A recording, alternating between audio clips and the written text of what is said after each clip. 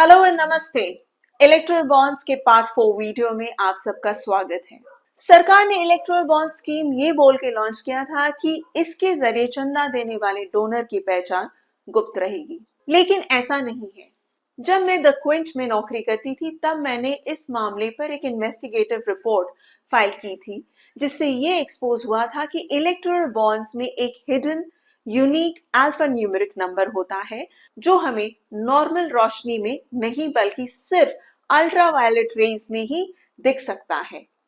RTI के जरिए ये भी कंफर्म हुआ कि ये number state bank of India record करती है बॉन्ड्स को बेचने से पहले। जब ये स्कीम लॉन्च हुआ था तब सरकार ने पब्लिक को इस छुपे हुए नंबर की जानकारी नहीं दी थी, लेकिन जब ये मैटर एक्सपोज हुआ तब सरकार ने माना कि ये यूनिक नंबर बॉन्ड्स पर एग्जिस्ट करता है और साथ ही ये भी कहा कि ये एक सिक्योरिटी फीचर है जिससे ये पता चल सकेगा कि बॉन्ड जेन्युइन है कि नहीं।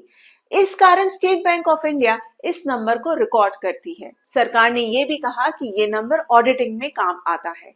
जाहिर सी बात है कि स्टेट बैंक ऑफ इंडिया जब इस नंबर को रिकॉर्ड करती है तो ये भी लिखती है कि बॉन्ड किसने खरीदा है, और जब पॉलिटिकल पार्टी बॉन्ड को रिडीम करने के लिए बैंक में जमा करती है तो बैंक फिर से नंबर रिकॉर्ड करता है। तो सवाल ये उठता है कि सरकार ने इस छुपे हुए नंबर के बारे में पब्लिक को क्यों नहीं बताया।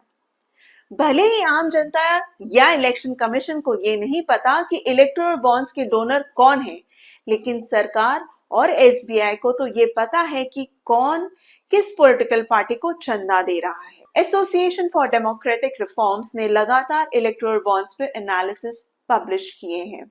उनकी जुलाई 2023 में पब्लिश एक रिपोर्ट से ये पता चला है कि 6 साल में बीजेपी सरकार को लगभग 5,271.97 करोड़ रुपए का चंदा इलेक्टोरल बॉन्ड्स के जरिए मिला है। वहीं दूसरे स्थान पर कांग्रेस को 1,783.93 करोड़ रुपए इलेक्टोरल बॉन्ड्स के जरिए मिले हैं। एसोसिएशन फॉर डेमोक्रेटिक रिफॉर्म ने 2018 में पब्लिक इंटरेस्ट याचिका सुप्रीम कोर्ट में फाइल की, जिसमें उन्होंने इलेक्टोरल बॉन्ड्स को बेचने पर तुरंत रोक लगाने की मांग की।